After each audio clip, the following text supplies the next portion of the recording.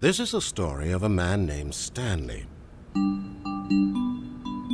Stanley worked for a company in a big building where he was employee number 427. Employee number 427's job was simple. He sat at his desk in room 427 and he pushed buttons on a keyboard.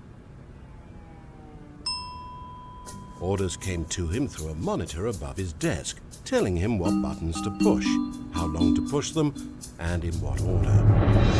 This is what employee number 427 did every day of every month of every year.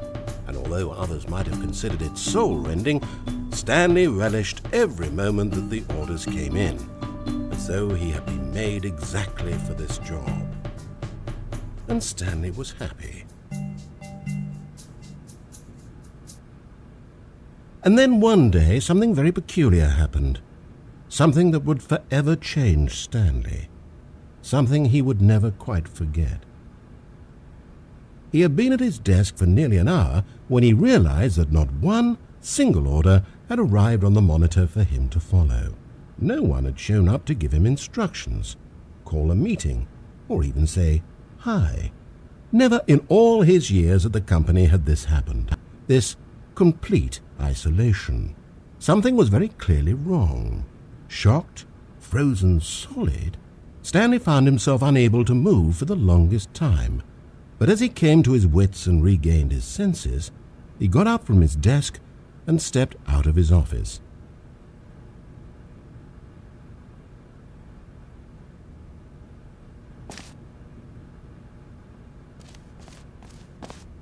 All of his co-workers were gone. What could it mean? Stanley decided to go to the meeting room. Perhaps he had simply missed a memo. No matter how hard Stanley looked, he couldn't find a trace of his co-workers.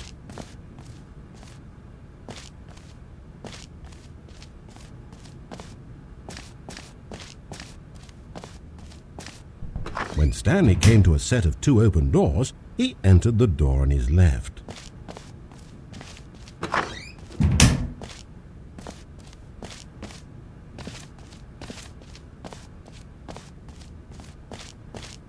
Yet there was not a single person here either.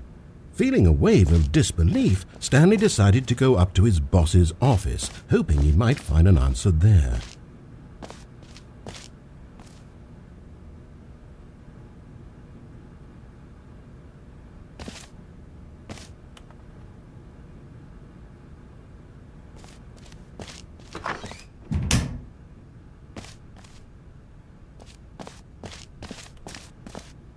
Coming to a staircase, Stanley walked upstairs to his boss's office.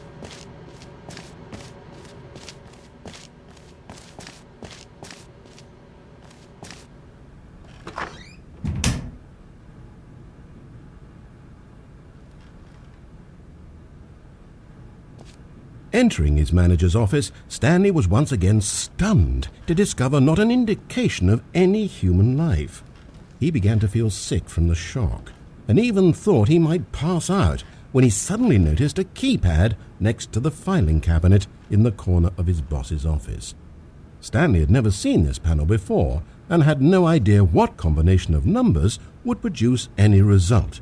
In fact, only Stanley's boss knew this, since he had assigned it a secret combination that only he could possibly know.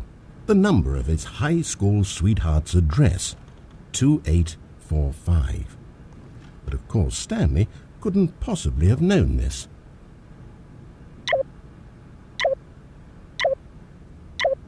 Yet incredibly, by simply pushing random buttons on the keypad, Stanley happened to input the correct code by sheer luck. Amazing! He stepped into the newly opened passageway.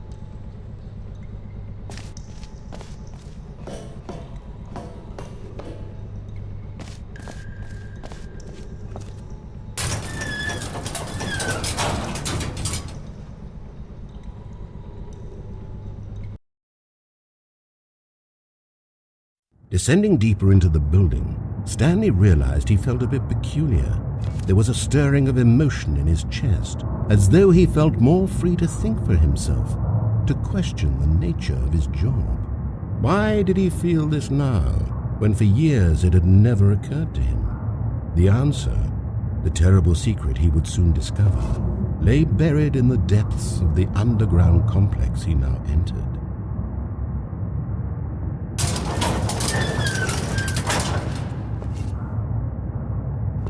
Stanley walked straight ahead through the large doors that read Mind Control Facility.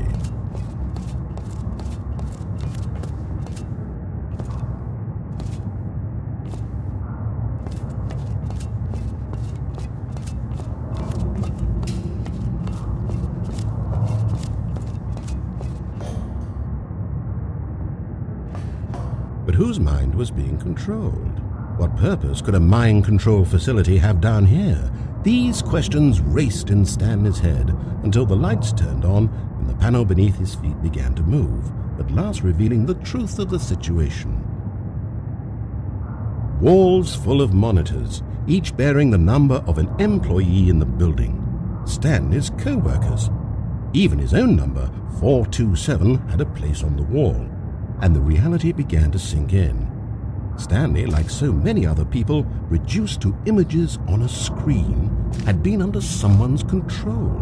Could this have been the only reason employee 427 was content with his boring job? That his emotions had been altered to accept it blindly? Did any of these people deserve to be commanded about like puppets? Stanley wouldn't have it. He couldn't accept it. And so when he came to the lift, he traveled up to the source of the room's power.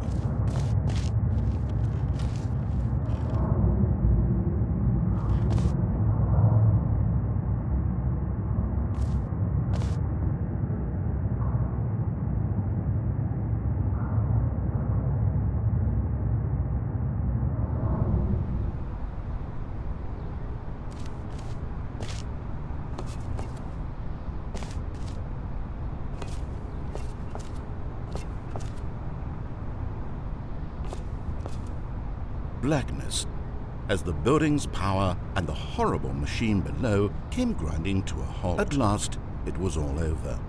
Stanley's enslavement was behind him now, merely a reminder of how precious his newfound future and his freedom were. Stanley stepped into the airlock.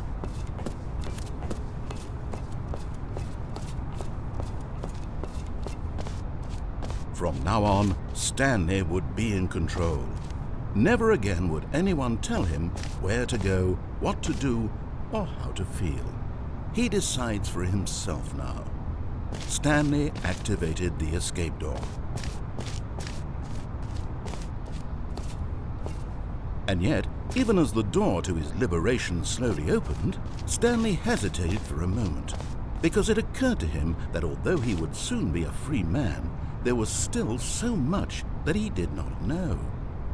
Where had his co-workers gone?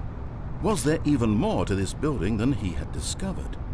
How else might he have handled the situation? What other decisions might he have made? Yet for some reason, these thoughts did not trouble him. Perhaps because no matter what he did, there would always be things that Stanley did not know. This particular path meant his salvation, his happiness, something for which knowledge could never substitute. Had this trade-off been worth it? Yes, he smiled and thought to himself. Yes, it had. Stanley stepped out of the airlock.